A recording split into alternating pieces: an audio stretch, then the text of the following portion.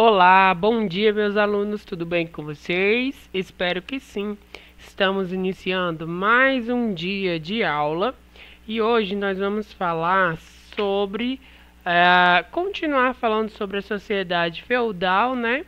E hoje nós vamos falar sobre a parte nobre, que eram aqueles que faziam parte dos que guerreavam, né?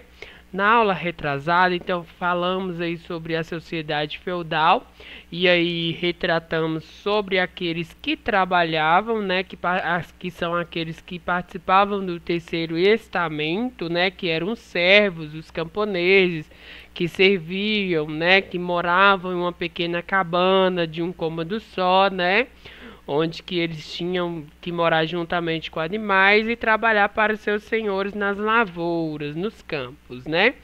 E hoje, né, iremos continuar falando da sociedade feudal, mas a outra parte, que é a parte nobre, né? Peço a vocês que acompanhem comigo, abra a apostila, volume 4, página 8 e vamos dar continuidade, ok? Então, gente, normalmente os senhores feudais viviam em um castelo cercado por muros que os defendiam de ataques externos, como vocês podem observar nessa imagem aí ao lado direito, né? Aqui é o castelo de Cashel, que foi construído aí entre os séculos 7 e 8 e está localizado na Irlanda, né? Muitos castelos eram construídos em madeira, mas com o tempo passaram a ser feitos em pedra. E esse era um exemplo de castelo que existia aí no período do sistema feudal, né? Onde que era cercado por muros, e esses muros eram fortificados, pessoal. E ali eles, né, utilizavam esses muros, né, como barreiras para defender de ataques externos, né? Para que os bárbaros, ao momento que fossem invadir, né, esse local, se deparassem com esses grandes muros aí e dificultasse, né, a entrada deles dentro do castelo, né? E existia, né, uma parte da sociedade feudal que cuidavam desses afazeres de defesa, né? Então, aos nobres cabia essa tarefa de defesa dos territórios concedidos em benefício por reis ou por outros nobres, né? Então, né, aqueles nobres que eram donos de terras, eles, né, simplesmente viviam comandando essas terras, né? Agora, os outros nobres, né, que tinham a tarefa de defesa do território, então eles tinham que estarem ali aptos a defender, né, durante o momento de guerra, né, ou durante o momento de alguma invasão. Esses guerreiros, então, eles se instalavam, né, próximo ao castelo para defender e também se instalavam próximo às terras, né, onde que existiam aqueles camponeses que serviam aos senhores feudais. Então eles também protegiam esses camponeses, tá bom? Então era frequente também a conquista de terras que eram cedidas como feudos aos guerreiros.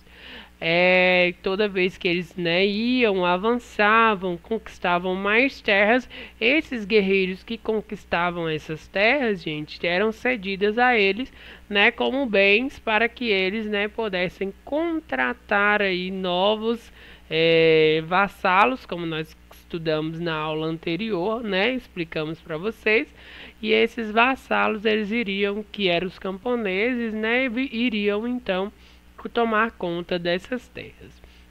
A origem da nobreza feudal remonta aos tempos do Império Carolíngio.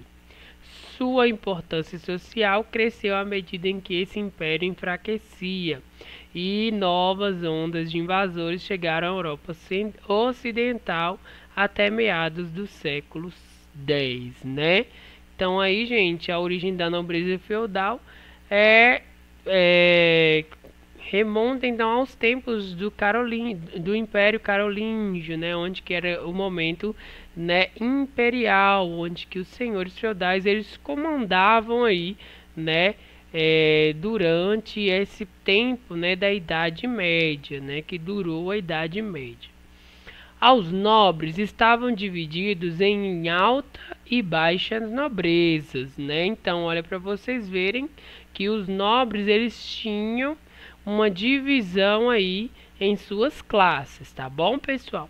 Então, existia uma parte da alta nobreza que era formada por duques, condes e marqueses. Preste atenção que isso é, né, matéria para a prova. Então, gente, os nobres estavam divididos em duas partes, né, em duas classes, alta e baixa nobreza. A alta nobreza era formada por duques, condes e marqueses, né, aqueles que detinham de fortunas, aqueles que detinham de heranças, né, deixadas por gerações em gerações, pelos pais, pelos avós, bisavós, tataravós, né, e que tinham esse título aí deixado, né, pelos seus antepassados. E a baixa nobreza era formada por barões, viscondes e cavalheiros. Então, os cavaleiros, né, faziam parte da nobreza, porém da segunda classe, que era a baixa nobreza, né? E é desses que guerreavam que estamos falando aqui neste momento, tá bom? E nessa classe entre os barões e viscondes também. Não quer dizer que eles não tinham valor, gente. Tinham sim, porém eles estavam abaixo da alta nobreza, ok?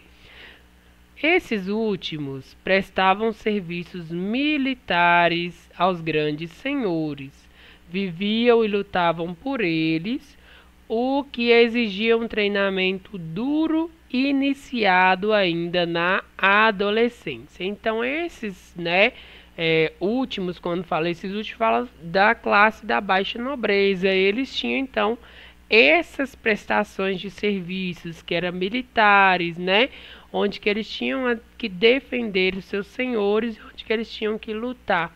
E aí, para que eles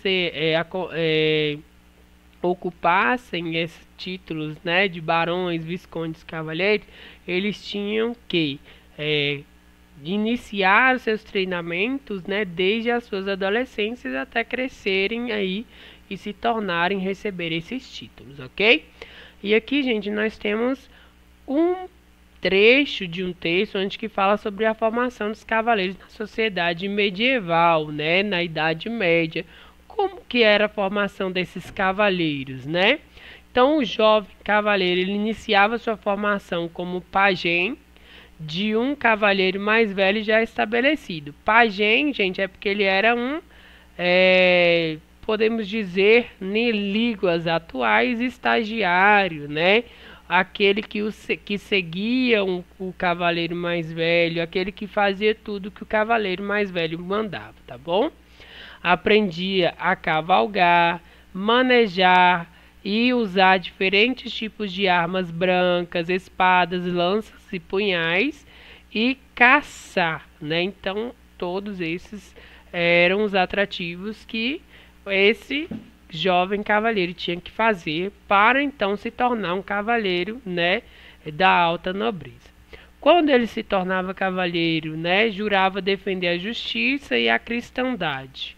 Nessa ocasião, a espada do cavaleiro era abençoada por um membro do clero. E aí nós temos então os papas, bispos, né, abençoando aquele cavaleiro na época da sua formação, né, quando ele recebia o seu título, né? Então, quando ele de jovem se tornava um adulto, ou seja, quando ele aprendia todos os manejos para defender aí, né, a classe imperial.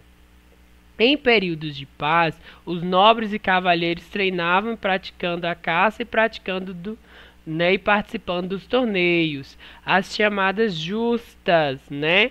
Justas foi o que nós estudamos aí na aula passada, que foi que está pedindo para retornar na imagem da abertura, mas nós vimos aí na aula passada que eram aquelas lutas e disputas aí, né, que eles faziam, onde que tinham as mulheres que ficavam e observavam todos aqueles momentos.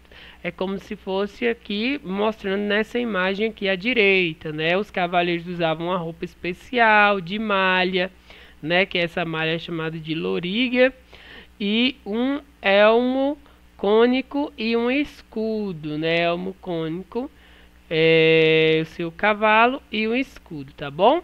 O uso do estribo permitiu o melhor controle do cavalo pelo cavaleiro e intensificando também os confortos, né? O estribo é essa armadura aí utilizada em cima do cavalo, tá bom, pessoal? E aqui logo abaixo tem um texto onde que vocês vão estar lendo aí, né?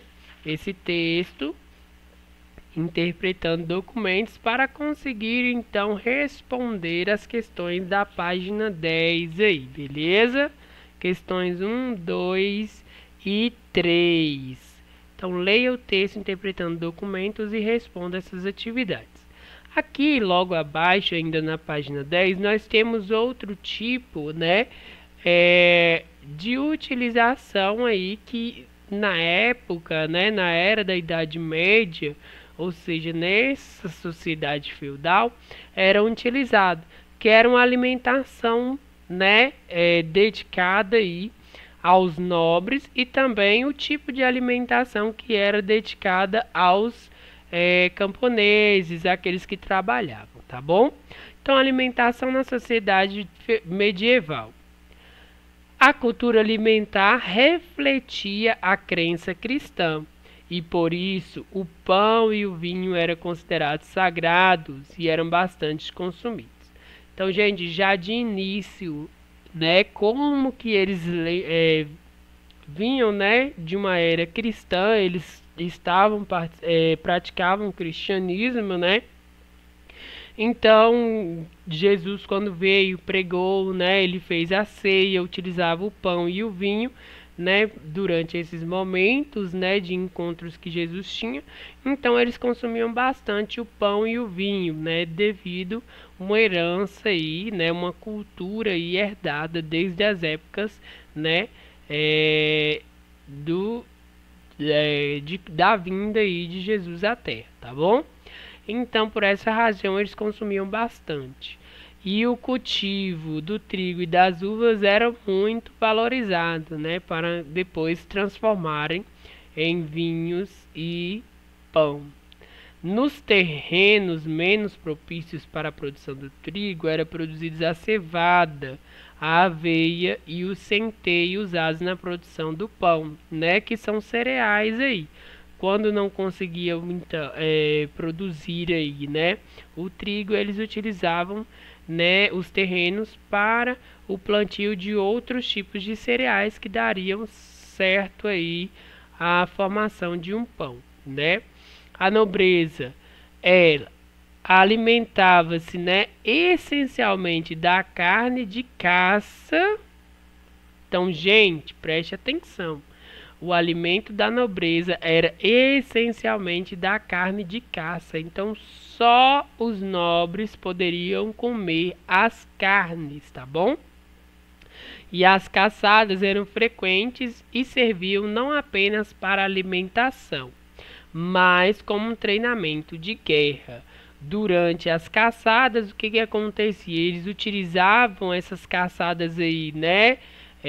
Porcos, javalis, né? Nas florestas, os fazões, os perdizes, os gansos selvagens, né? Para como função de treinamento, né? Para que esses guerreiros, esses nobres aí fossem fortificados, espertos, né? E ágeis também, ok? E a criação dos porcos garantia alimentação nos períodos de escassez de animais para a caça, né? Então eles criavam porcos quando, né, os animais aí, né, não se encontravam-se mais animais durante a caça. Apesar de uma cultura alimentar carnívora, a igreja estabelecia restrições à alimentação de produtos de origem animais. Na quarta e sextas também, e também na quaresma, né? Então a igreja ela restringia aí, né? Os bispos, os papas restringiam a alimentação da carne, né? Então não se podiam comer produtos de origem animal durante as quartas e sextas e também não se podia comer durante a quaresma, tá bom, pessoal?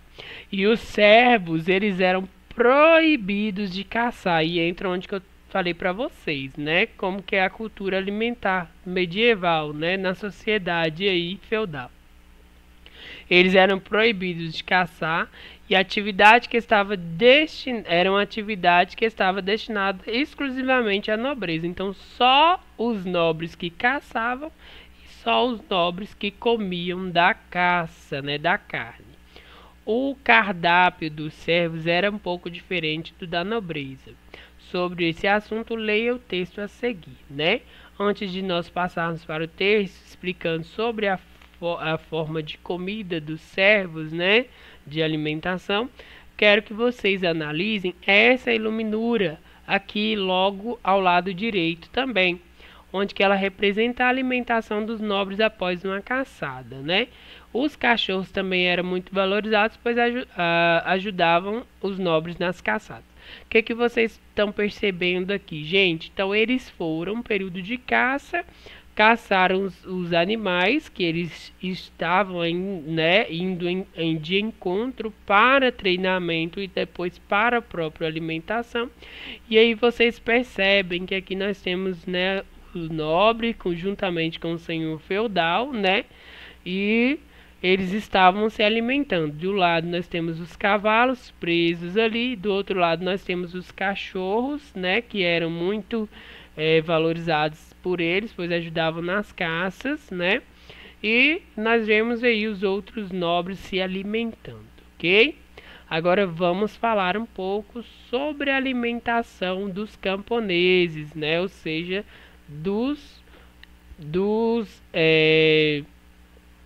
que trabalhavam para eles, né? Tá bom? Dos servos. A alimentação camponesa estava baseada nos cereais preparados sob forma de papas, mingaus e pão, né? Então, estes se constituindo com base de alimentação camponesa. Então, os camponeses, gente, eles só poderiam comer papas, mingaus e pães, né? E para eles era muito, né? Ainda que o que eles estavam dando de alimentação para os camponeses, né? A carne era rara, pois não havia pasto suficiente para animais de grande porte. E quando uma família camponesa tinha 1 ou 2 bois, era para ajudá-la nos trabalhos agrícolas, né? Então eles não poderiam matar os seus animaizinhos que eles tinham, né? Pois esses animais os ajudavam nos trabalhos, né, de arar as terras, pois eles utilizavam os animais bastante aí, né, para esses trabalhos agrícolas, né? Então eles não matavam esses animais, esses bois, né? E por isso, então, a alimentação deles era de papas, mingaus e pães, ok? Então, deu para vocês perceberem aí como que é essa diferença, né, gente, de tratamento dos alimentos, né, da sociedade medieval na época. Então, os nobres e senhores feudais, eles tinham direito ao pão, ao vinho e à caça, né, ou seja, a carne da caça. Já os camponeses tinham direito apenas a papas, mingaus e pães, e raramente eles recebiam um pouco de carne, né, pois não havia pasto suficiente para animais de grande porte. Interpretando documentos, aqui está pedindo para vocês observar essa iluminura abaixo e com atenção identificar nela os elementos que caracterizam a sociedade medieval. O que vocês percebem, né, logo já de início nessa iluminura? O que está representando aqui?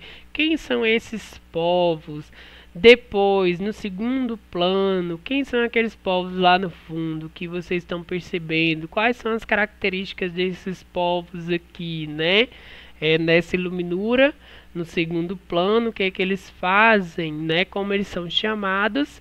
E em terceiro plano, o que é que vocês observam lá no fundo e a quem pertence aquele terceiro plano, tá bom? Escrever nessas linhas pra gente. Agora, gente, nós vamos falar um pouco da hegemonia da igreja. Os cristãos foram perseguidos durante muito tempo no Império Romano. No entanto, com o aumento do número de pessoas convertidas para o cristianismo, no ano de 380, o imperador romano Teodósio transformou-a né, o cristianismo na religião oficial do Império. Alguns grupos bárbaros, como os francos, também se converteram ao cristianismo, né? Olha para vocês verem que depois de o imperador romano Teodósio ele transformar a religião oficial, né, que foi o cristianismo, como religião oficial do Império, né? Ali todos começaram a seguir, até mesmo alguns bárbaros, né, que moravam próximos a essas instalações aí, tá bom? Entre os primeiros cristãos, os homens mais velhos e considerados mais sábios assumiram uma posição de liderança espiritual e foram chamados de bispos. Aí, gente, é onde que nasceu-se os bispos, né? Eles eram mais velhos, eram mais sábios, eles sabiam mais da religião, como que compunha a religião, como que seguia essa religião, quais eram os estatutos, né, de segmentos, né, para ensinar a população. Então eles foram chamados de bispos.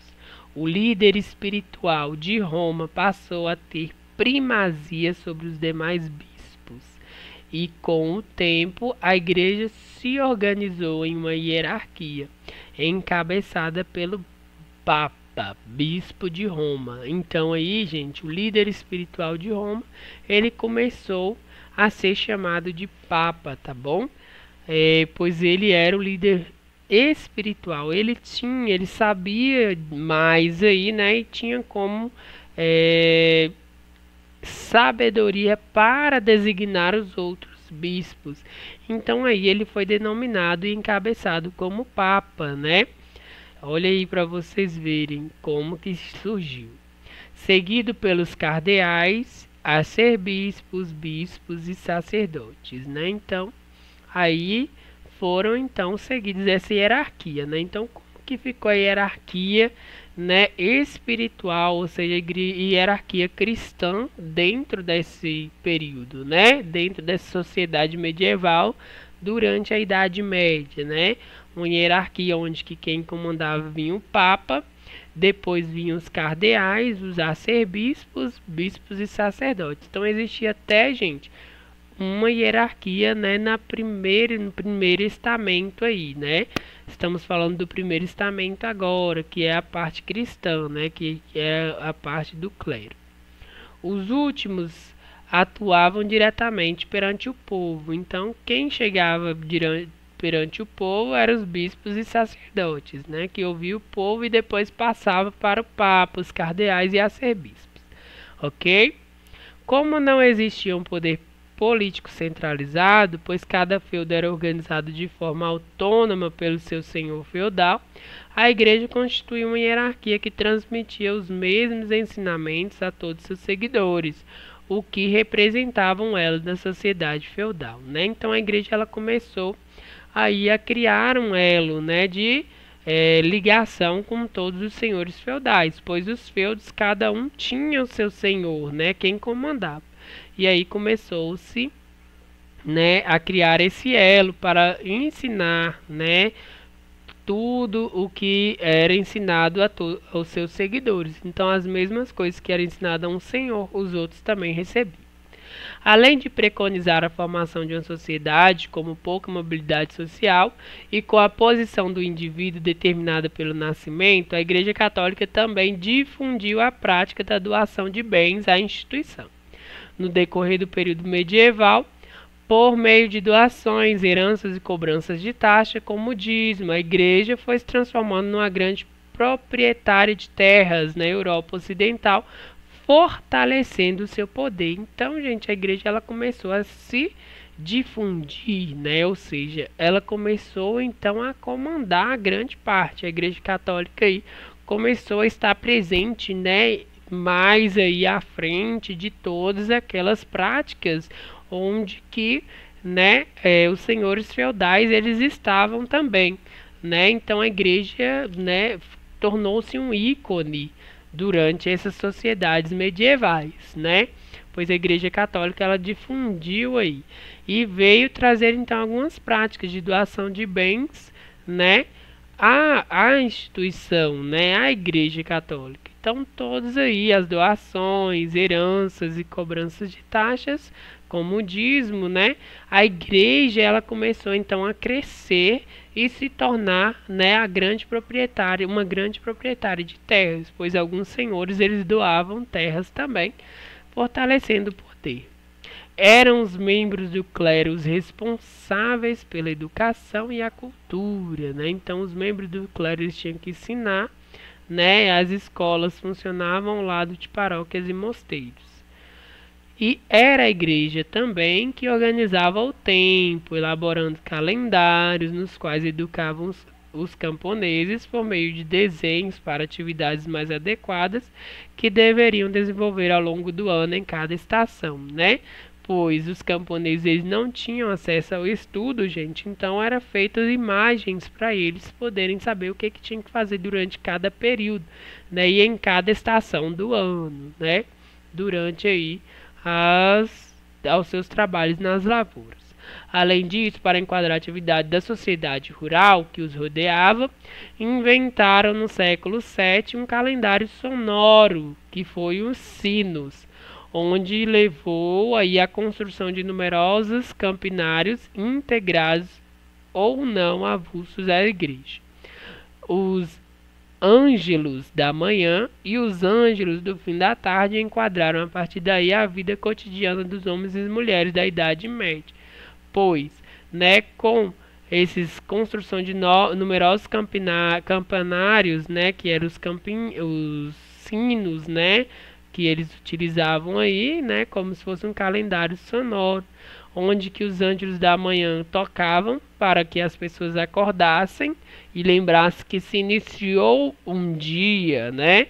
E depois os ângelos do fim da tarde, que eram aqueles que tocavam os sinos para dizer que acabou-se o dia e que as pessoas poderiam sair do serviço e voltar para casa, né? E dormir para esperar o novo ângelo da manhã tocasse o sino e assim sucessivamente, né, para que eles acordassem e iniciassem seus trabalhos. Aqui então era o calendário, gente, agrícola medieval, como vocês podem ver, foram feitos desenhos para mostrar aí aos camponeses, já que eles não tinham leitura, não participavam dos estudos, né? E aqui, como vocês podem ver, a cada mês se relaciona uma determinada atividade produtiva, feitos por estudiosos cristãos. Os calendários eram ao mesmo tempo uma forma de organizar o tempo e educar os camponeses para suas atividades cotidianas por meio de imagens, né? Então aqui, como vocês podem ver, eles mostravam os camponeses uma determinada imagem, né, onde que eles tinham que fazer. Era plantar, arar a terra, era cortar os matos, ou colher o produto, ou ensacar o produto, fazer a vinha, plantar, né? Então, olha aí, cuidar dos animais e assim por diante. Então, gente, foi feito um calendário de meses em forma de desenho, né? Interessante aí. O excessivo apego em alguns membros da igreja aos bens materiais gerou uma série de críticas à instituição, né, à igreja, tanto por parte dos leigos quanto de alguns membros do clero. Gente, por quê?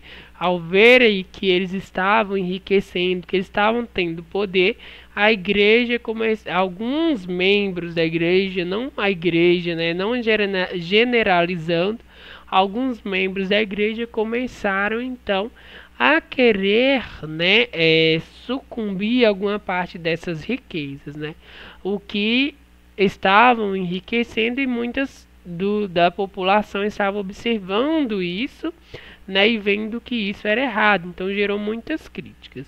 Surgiram assim ordens religiosas cujo objetivo principal era manter os membros afastados das questões mundanas. Então a igreja se dividiu entre o clero secular, que vivia em contato com as pessoas e com a administração dos bens da igreja, e o clero regular, que vivia voltado para a oração e a meditação, né, com o intuito de não se corromperem, né, de não terem todos aí ao mesmo tempo mexendo nas riquezas, mexendo, né, nos bens da igreja, administrando. Então eles fizeram essa divisão aí, né, para que diminuísse as críticas, né, para que os seguidores eles não viessem aí a pecar, né, e aí deixou essa divisão, né, específica aí para as pessoas, vendo que aquelas que eram, né, pessoas de bom caráter para participar do clero secular e aquelas pessoas de bom caráter também para participar do clero regular. Então, voltado para a adoração e meditação, enquanto o clero secular era voltado para a administração dos bens da igreja, tá bom? Questão de prova também, gente, fique esperto. Apesar de viverem relativamente isolados dos fiéis, os religiosos do clero regular foram responsáveis por preservar as obras científicas e literárias dos povos que viveram antes deles, como os gregos e os romanos. Ordens como os franciscanos, dominicanos e beneditinos tiveram forte atuação na educação e na prática da caridade, né? Então aí é o que vocês estão observando aqui, né? Nessa iluminura no lado direito, novamente, onde que ao mesmo tempo que aumentou o poder e a riqueza, a Igreja Católica difundiu práticas de caridade e da misericórdia durante a Idade Média. Então, como vocês podem ver, na imagem os religiosos cuidam de feridos e doentes, né? Então, eles tinham essa parte de caridade, eles tinham essa parte de educação, então deu-se ao clero, né, regular aí a parte, né, de educação, de preservar as obras científicas, de preservar as obras literárias e também a prática aí do clero regular, né, que é cuidar de doentes, cuidar dos feridos e praticar oração e meditações, tá bom? E na página 13, gente, vocês vão ler aí esse pequeno texto, interpretando documentos, fazer as questões da letra A, B e C. Aqui, gente, nós temos umas novas histórias, onde que eles vão falar um pouco do feudalismo no Japão, né?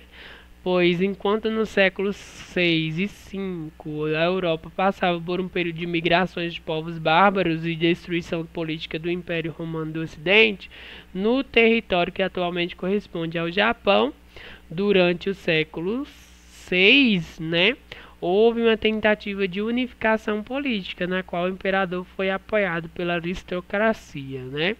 Então, enquanto, né, em Roma, na Europa, o Império Romano ele estava sendo dividido, estava sendo invadido, estava sendo destruído, né? Lá nos séculos 4 e 5, lá no século 6, houve uma unificação política, né, durante a estadia de um imperador, né, onde que foi apoiado pela aristocracia. Então, todos aqueles povos, né, japoneses, onde que atualmente é o território japonês, eles estavam unificados trabalhando juntos, tá bom? Essa tentativa resultou em fracasso, pois diversos senhores que eram grandes proprietários não desejavam a diminuição de seus poderes. Assim, o poder político ficou concentrado nas mãos da aristocracia agrária japonesa, né? Pois assim, os senhores feudais, né, nessa época, eles começaram então a ver que eles iriam perder, né, seus poderes. Eles não iam conseguir comandar como eles comandavam antigamente suas próprias terras. Então eles começaram a unificar um poder político, né, concentrado nas mãos da aristocracia agrária japonesa, ou seja, um poder político concentrado na mão dos senhores feudais, tá bom? Dos senhores das terras. Eles eram chamados de damos, uniram-se em torno do líder regional denominado shogun. Eles formaram milícias para proteção contra tentativas de unificação política do imperador ou contra as revoltas camponesas, tá bom? Então esses senhores eles se uniram aí, gente, para comandar propriamente suas terras, né? E ali a união, né, de todos faziam com que as pessoas ficassem com medo, né? Até os camponeses não queriam fazer aí essas revoltas. Os shoguns também disputavam de terras e poder entre si, o que ocasionava violentos conflitos e amedrontava os camponeses. Em busca de proteção, estes se viram obrigados a trabalhar para essa aristocracia rural em troca de segurança militar, né? E aí os camponeses começaram a se podemos dizer, aliar alguns senhores feudais aí para se protegerem, né? E tal forma de poder político regional descentralizado recebeu a dominação de shogunato, que teve seu auge no século XIV, desculpa, e perdurou até o século XIX, ok? Beleza, pessoal? Então chegamos ao final aí de mais um capítulo, onde que vocês irão fazer as atividades hora do estudo da página 15 aí, ok? Um grande abraço para vocês e até a próxima aula. E tchau, tchau. Lembrando que nós iremos corrigir as atividades na quarta-feira, ok? Um abraço.